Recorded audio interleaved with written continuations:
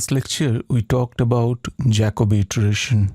Jacobi iteration is an iterative technique for solving system of linear equation. In this lecture, we will come to Gauss-Seidel iteration, and Gauss-Seidel method is an acceleration over Jacobi iteration. And then we'll talk a little about successive over relaxation, which is once again an acceleration over Gauss-Seidel. So let us see how we do it.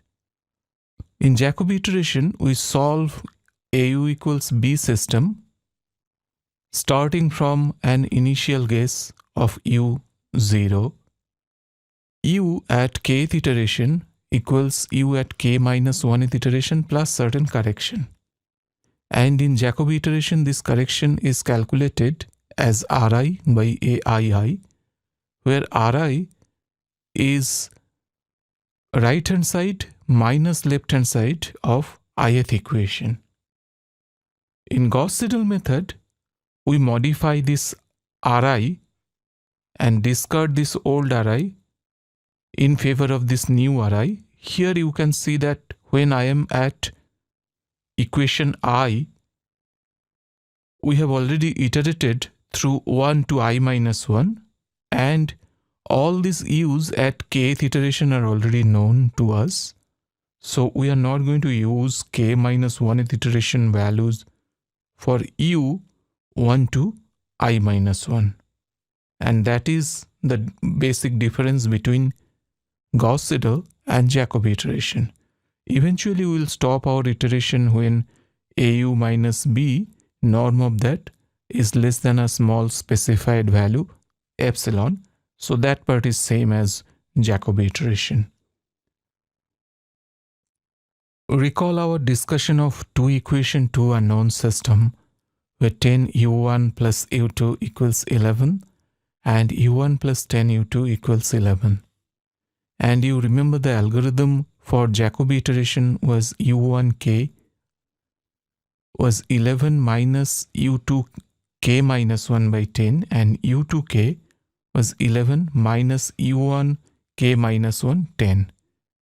Now it is very clear that this system is inefficient. Why? Because when I'm calculating u2k, I already know u1 as kth iteration because I have already calculated that. But while calculating u2k, I'm still using u1 from k minus 1th iteration. But I can use u1 from kth iteration here. This is why Jacobi iteration is inefficient. And this is exactly the change we bring in Gauss-Seidel. In Gauss-Seidel, everything else is very similar to Jacobi iteration. Let us see with these same two equations, 10 u1 plus u2 equals 11 and u1 plus 10 u2 equals 11. u1k is 11 minus u2k minus 1 by 10, and this is same as the Jacobi iteration. But then when I go to u2k, I use 11 minus u1k. This is not in k minus 1th iteration because I already know the kth iteration value of u1. So I use this latest value of u1 here. Everything else is just the same.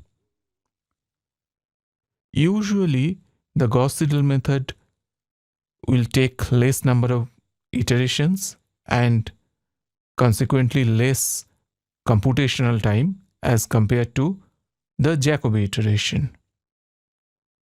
Let us now generalize this idea. If we have an n by n linear system AU equals B, which is given by, of course, sum of Aij uj equals Bi. For each I will get one equation, and in each equation I have to sum over j 1 to n. Now in Jacobi iteration, I have this uik equals uik minus 1 plus correction, and this correction is given by Ri divided by Aii, that is the diagonal element. And we know that this Ri is the residual of ith equation. That means whatever there at the right hand side of ith equation, minus whatever there in the left hand side of ith equation. In an ideal world, this should be 0, but this is not 0. We are still iterating. As long as it is not 0, it will calculate some correction, non-zero correction, and we will keep on iterating until we reach specified tolerance.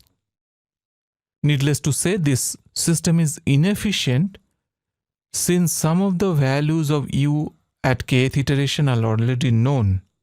Here in Ri, I am taking all the u's from k minus 1th iteration, but some values are already known as kth iteration.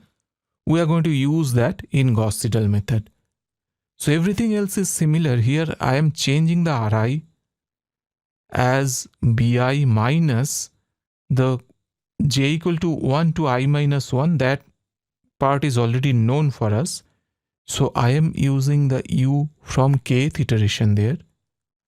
And then for the remaining part, it is unknown for us from j equal to I to n, and I am using k minus 1th iteration value for them. Other than that, the Jacobi iteration and Gauss-Seidel iteration are very similar to each other. The stopping criteria are also very similar. We want to go up to a very small value of the norm of AU k minus b, which should be close enough to 0, which of course also means that this residual R, if I take a norm of that, it should be close to 0. And if the residual R is small, that means the correction will be small, which means that u at kth iteration and u at k minus 1th iteration, they should be very close to each other, which means that I can also define the stopping criteria as at u at kth iteration minus u at k minus 1th iteration. The norm of that should be small enough. This is not a new stopping criteria. We can still use the old stopping criteria of AUK minus B less than epsilon. That is also fine. We can have this U minus U less than epsilon. That is also fine. We have to carefully select the value of epsilon. Now, in the Gauss-Seidel method, you can see that just like the Jacobi method, we are adding a correction between k and k minus 1th iteration values. If this correction is very small, then with every iteration, the change in u will be very small, and eventually our convergence will be slow. On the other hand, if my correction is extremely large, then the solution might diverge actually, and we may not get correct solution. To overcome this problem, we have invented a clever technique that is called successive over-relaxation. Here what we do, we try to accelerate or decelerate the Gauss-Seidel method using a weight W here, and this is a positive real number which we call relaxation factor. Now this relaxation factor, if the value is 1, then there is no difference between classical Gauss-Seidel and SOR. It's just the same, so it is actually classical Gauss-Seidel. If this is between 0 and 1, then we name it under relaxation. Here the convergence will be slower because we are reducing the amount of correction, but it can make our algorithm stable in the sense that slow change means that it's very likely that we will reach the correct solution eventually, even though it may take a large number of iterations and long CPU time. On the other hand, if we set W greater than 1, then we call it over relaxation. Here we can accelerate the convergence. However, if we keep on increasing W, at some point we will see that the divergence will happen. And in general, W must be less than 2. Of course, the value of W is heuristic and we have to play around with the value and see that which is the best one for the problem we are solving. Usually the optimum value of this relaxation factor W requires plenty of trials, and also the optimum value of relaxation factor generally depends on matrix A only, not the B. So in many physical problems, we solve for Ax equal to B over and over again. For different B, we find X. And in those cases, we can make a trial for one of them and find an optimum value of W, and then we can use that value of W for all cases involving the matrix A. For your exercise, you can write a pseudocode to solve AU equals B system using GSSOR. Here you assume that matrix A is pentadiagonal. Pentadiagonal means I have the diagonal, 2 left side and 2 right side diagonals.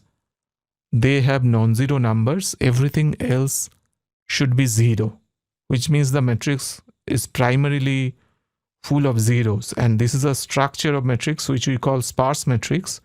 And later on in this course, we'll deal with many such sparse matrices. You can try writing your pseudocode specifically for sparse matrices. That's all for this lecture. Thank you, and I'll see you in next class.